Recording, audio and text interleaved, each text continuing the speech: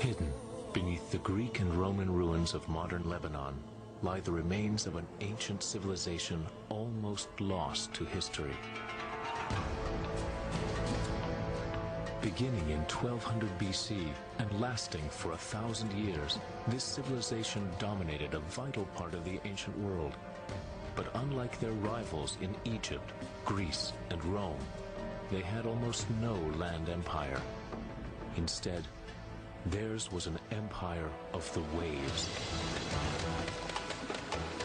They ruled the most important body of water known to the ancients, the Mediterranean Sea. They were the most skilled and audacious seafarers of their time, an enigmatic race of mariners known as the Phoenicians. The Phoenicians were the first great shipping tycoons. Their vessels were coveted by their ancient rivals, and they developed a phonetic alphabet that influenced the way we write today. But their success made them the envy of the ancient world, and that envy led to their destruction. The Greeks and Romans crushed the Phoenicians, and most damning of all, rewrote their history, leaving dark, slanted accounts of the Phoenicians to live on. Ancient texts describe them as a morally corrupt race of people who prostituted their daughters and butchered their infant children to placate their gods. What is the real story of the Phoenicians? And who are the modern people who can boast their legacy? Now, more than 2,000 years after they disappeared, two high-tech quests begin to find one of the most elusive peoples of the ancient past. First, a search for ancient Phoenician ships using revolutionary machines deep beneath the sea they once ruled. The ancient Phoenicians were the greatest mariners of their time. I would have loved to sail with them. And a second, using the latest genetic tools in a bid to find them within the blood of the modern people of the Mediterranean. Archaeologists may dig in the dirt, we dig in the blood. At sea and on land, can new technology and new science finally solve the mystery of the ancient Phoenicians?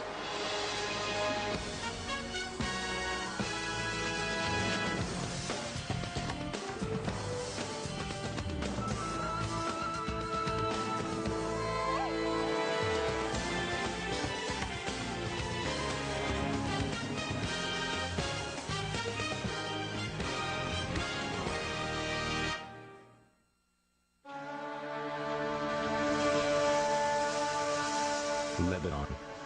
This sliver of a country teeters between mountains and the eastern edge of the Mediterranean Sea.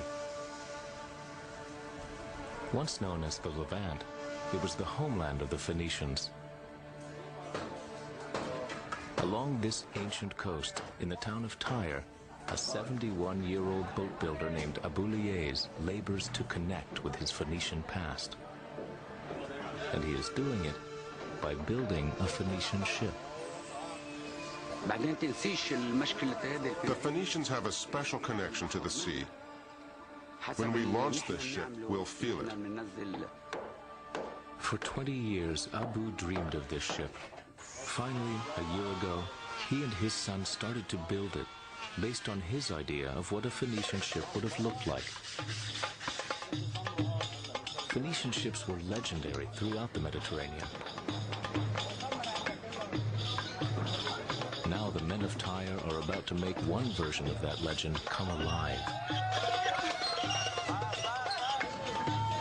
For Abu, it is a ship of reconciliation, a way to bring together Muslims and Christians from a country long divided by religious strife.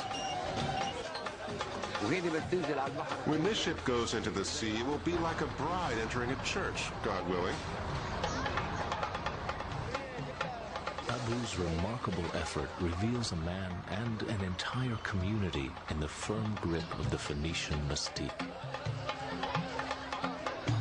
But how could an ancient people who still wield so much mythic power remain so obscure? We do know that Phoenicia was really a string of city-states rather than a unified kingdom, and that from these ports they colonized the Mediterranean. But there's much that we don't know. Finding answers will take researchers to some surprising places. More than 600 miles away from Lebanon, in Istanbul, Turkey, scientist Spencer Wells takes up the quest. Spencer is a geneticist with an archaeologist's passion, but instead of plying the earth for clues, he plies our DNA. He is on his way to meet someone who may divulge a secret about the Phoenicians. His name is King Tabnet. 500 years before the birth of Christ, he ruled over Sidon, one of Phoenicia's most powerful seaports. King Tabnet's DNA may help Spencer discover a Phoenician genetic marker, the genes that make a Phoenician a Phoenician. Can we remove this and have a look? I think so. Okay. I use genetics, DNA, to study history. DNA is a blueprint. It's the way you reproduce yourself. You pass it on to the next generation.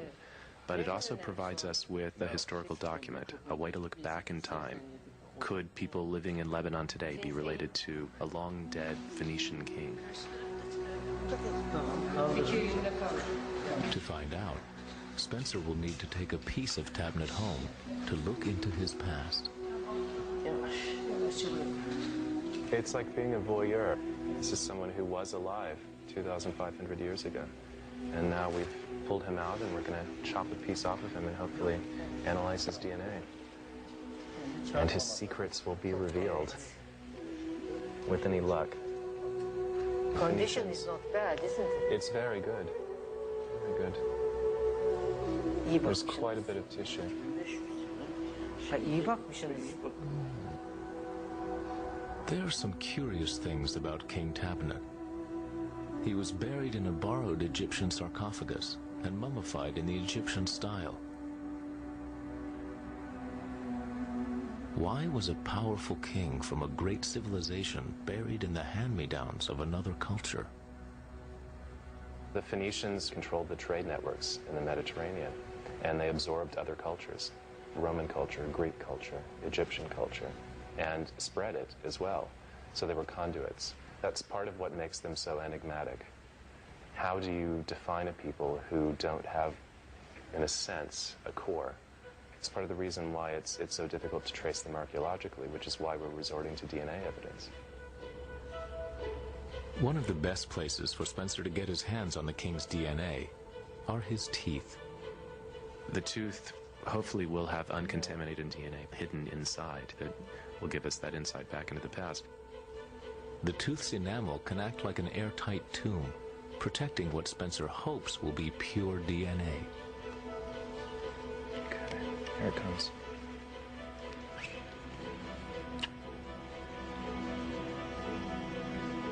Okay, it's in good condition.